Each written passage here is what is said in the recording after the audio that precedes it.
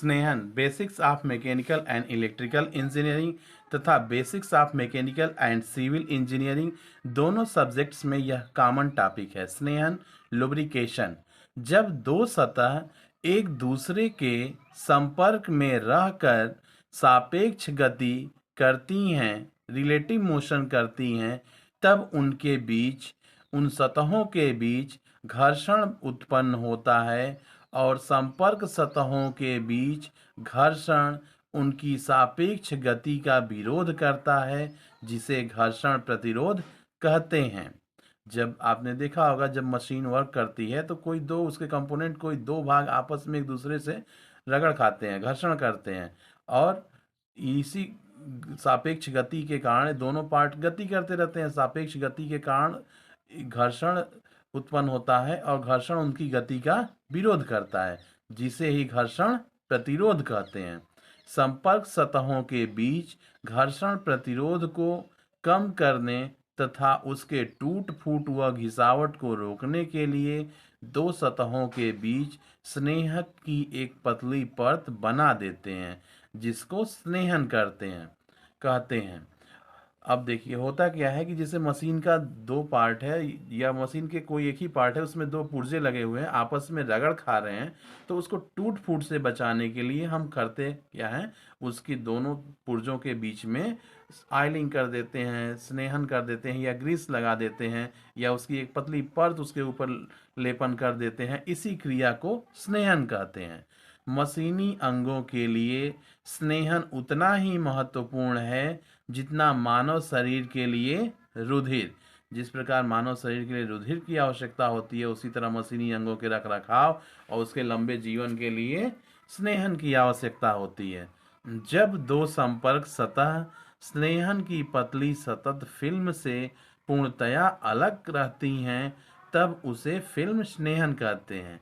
जैसे दो सतह आपस में एक दूसरे के संपर्क में रहने वाली हैं, पुर्जे जो आपस में रगड़ खाते हुए चलते हैं, उनके बीच में एक परत, एक तरह से हम उसके ऊपर एक लेपन, एक परत के रूप में लेपन लगा देते हैं ग्रीस का या किसी भी स्नेहक तेल का। इसी को फिल्म स्नेहन कहते हैं।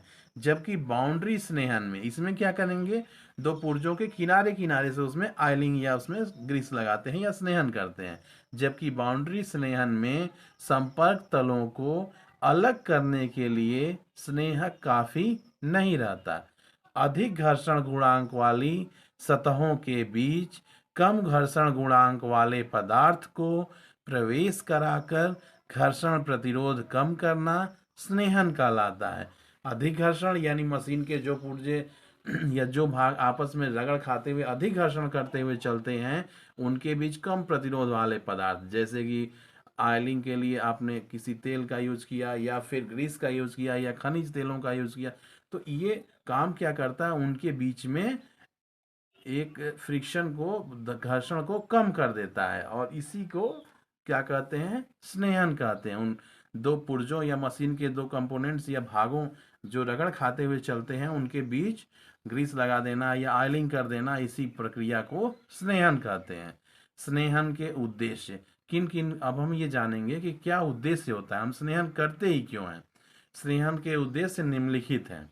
धातु से धातु का संपर्क दूर कर टूट फूट को कम करता है। अधिकतर मशीनी पार्ट धातुओं के बने होते हैं, तो ये स्नेहन जब हम कर देते हैं, उसके पार्ट्स के बीच में ऑयलिंग कर देते हैं, तो ऐसे में उनका घर्षण कम हो जाता है, जिसकी वजह से उन कल पुर्जों का टूट फूट कम होता है। घर्षण से उत्पन्न ऊष्मा को कम कर मशीनी अंगों को शीतलता प्रदान करता है। चलते चलते मशीनों के पार्ट्स या मशीनी अंग गर्म हो जाते हैं, घर्षण होता है ना उसके दो पुर्जों के बीच में, तो ये घर्षण को कम करने का काम करता है स्नेहक, और उन अंगों को शीतलता, कूलिंग किए रहता है, वो अंग ठंडा रहता है, इसे टूट फूट की डर कम रहती है। संक्षारण को रोकता है। मशीनी पार्ट ज़्यादातर मेटल्स के बने होते हैं, तो उस पर संक्षारण होने की संभावना रहती है नमी की उपस्थिति में।